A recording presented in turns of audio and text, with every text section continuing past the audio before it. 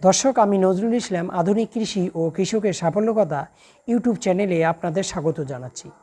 তো দর্শক, বর্ষাকালে আপনি যে কোনো সবজি চাষ করুন না কেন, সেই সবজি চাষ যদি আপনি আধুনিক পদ্ধতিতে করেন এবং পর্যাপ্ত যদি আপনি পরিচর্যা করেন বিভিন্ন ক্ষেত্রে, তাহলে সবজির বর্ষাকালে একটা ভালো দাম পাওয়া যায়। সেক্ষেত্রে যে কোনো কৃষক খুব সহজেই কিন্তু লাভবান হতে পারেন।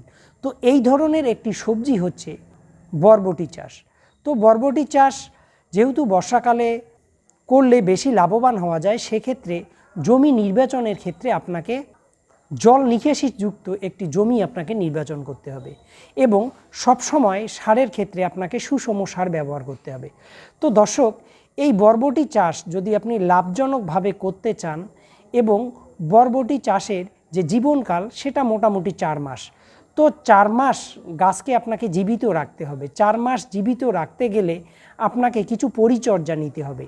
এই পরিচর্যাগুলো কি নেবেন এবং সবচেয়ে বড় যে বিষয়টা সেটা হচ্ছে বর্ষাকালে রোগ পোকার আক্রমণটা সবচেয়ে বেশি হয়। তো বরবটি গাছকে আপনি রোগ পোকার হাত থেকে কিভাবে রক্ষা করবেন, এই বিষয় নিয়ে গুরুত্বপূর্ণ আজকে আলোচনা করব। তো দর্শক, বরবটি চাষের ক্ষেত্রে প্রথম এবং ভয়াবহ সবচেয়ে বড় যে রোগটি হতে পারে সেটি হচ্ছে মোজাইক ভাইরাসের আক্রমণ। দর্শক, এই মোজাইক ভাইরাসের আক্রমণের ফলে বরবটি গাছের পাতাগুলো হলুদ হওয়া শুরু করে এবং এক গাছ থেকে আর এক গাছ, এভাবে বরবটি বাগানের সমস্ত গাছ কিন্তু আক্রান্ত হতে পারে। তো এই মোজাইক ভাইরাসকে আপনারা কিভাবে প্রতিহত করতে পারবেন? যদি প্রতিহত আপনি সময় মতো করতে না পারেন, তাহলে আপনার যে লাভের চিন্তা এটা কিন্তু মাঠে মারা যাবে। তো দর্শক, এই রোগের প্রতিকার আপনি কিভাবে করবেন? তো প্রথম যে জিনিসটি আপনাকে করতে হবে সেটা হচ্ছে, যেহেতু এটা একটি পোকাবাহিত রোগ সেক্ষেত্রে এবং যেহেতু এটা ভাইরাসজনিত একটি রোগ, ফলে এই রোগের কোনো ঔষধ কিন্তু এখনও পর্যন্ত আবিষ্কার হয়নি। ফলে এটাকে আপনাকে প্রতিরোধ করতে হবে। এবার প্রতিরোধ করার ক্ষেত্রে প্রথম যে কাজটি আপনাকে করতে হবে, বরবটির যে বীজ আপনি যখন লাগাবেন তখন আপনাকে অবশ্যই মোজাইক ভাইরাস প্রতিরোধী যে জাতগুলো আছে সেই জাতগুলোর থেকে বীজ আপনাকে নির্বাচন করতে হবে। এটা প্রথম কাজ।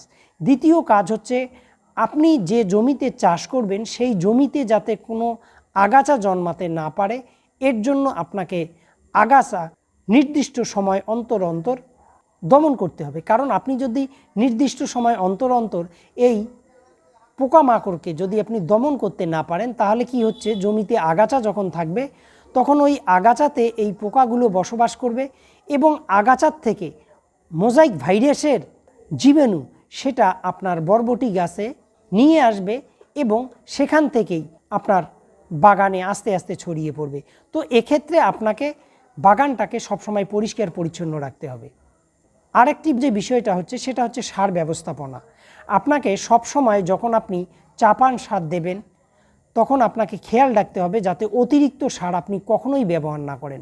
অতিরিক্ত সার যখন আপনি ব্যবহার করবেন এবং বিশেষ করে যদি আপনি ইউরিয়া সারটাকে প্রয়োজনের অতিরিক্ত ব্যবহার করেন, এক্ষেত্রে কি হবে, ইউরিয়া সার বেশি পেয়ে গাছের যে লতাগুলো সেগুলো নতুন করে বের হওয়া শুরু হবে এবং কচি যে ডগাগুলো থাকবে, কচি যে পাতাগুলো থাকবে, এই কচি পাতা, কচি ডগা, কচি ফুল এগুলো কিন্তু পোকামাকড়ের অতি প্রিয় একটি জায়গা।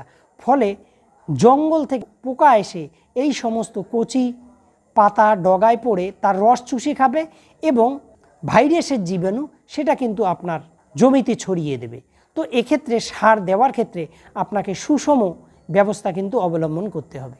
আপনারা জানেন এই বরবটিতে প্রচুর পরিমাণ জাপ পোকার আক্রমণ হয়। এই জাপ পোকা দলবদ্ধভাবে কচি ফুলের ডগা, কচি ফলের ডগা, কচি পাতায় দলবদ্ধভাবে কিন্তু পাতার রস এরা চুষে খায় এবং এই জাপ পোকা মোজাইক ভাইরাসের বাহক হিসেবে গুরুত্বপূর্ণ ভূমিকা রাখে। সেক্ষেত্রে এই মোজাইক ভাইরাসকে নিয়ন্ত্রণ করতে গেলে আপনার এই জাপ পোকাকে কিন্তু নিয়ন্ত্রণ করতে হবে। তো জাপ পোকাকে আপনি কিভাবে নিয়ন্ত্রণ করবেন? জাপ পোকাকে নিয়ন্ত্রণের ক্ষেত্রে আপনারা সাবান জল ব্যবহার করতে পারেন, সাবান জল স্প্রে করে দিতে পারেন নির্দিষ্ট সময় অন্তর অন্তর। এছাড়া যদি আপনি রাসায়নিক পদ্ধতিতে এটাকে নিয়ন্ত্রণ করতে চান, সেক্ষেত্রে ইমিডাক্লোপিড 17.8% SL যে কীটনাশকটি পাওয়া যায়, যেটা বাজারে কনফিডর নামে বিক্রি হয় এবং বিভিন্ন কোম্পানি বিভিন্ন নামে এটাকে বিক্রি করেন।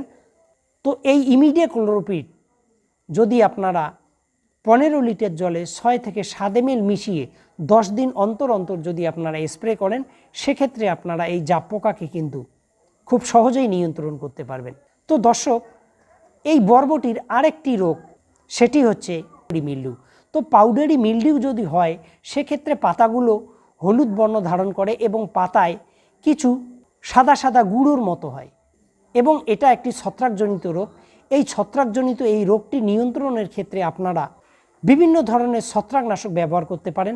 এক্ষেত্রে আমি বলবো, যদি দ্রুত এই রোগটির থেকে গাছকে আপনারা রক্ষা করতে চান, সেক্ষেত্রে প্রোপিকোনাজল 250 ইসি, যেটাকে বাজারে টিল্ড হিসেবে পাওয়া যায়, এটা যদি আপনারা 15 লিটার জলে 6 থেকে 7 ml মিশিয়ে 10 দিন অন্তর অন্তর যদি আপনারা স্প্রে করেন, সেক্ষেত্রে কিন্তু এই পাউডারি মিল্ডিউ নামক যে ছত্রাকনাশক রোগটি আছে, সেটার থেকে কিন্তু আপনারা বরবটি গাছকে কিন্তু রক্ষা করতে পারবেন।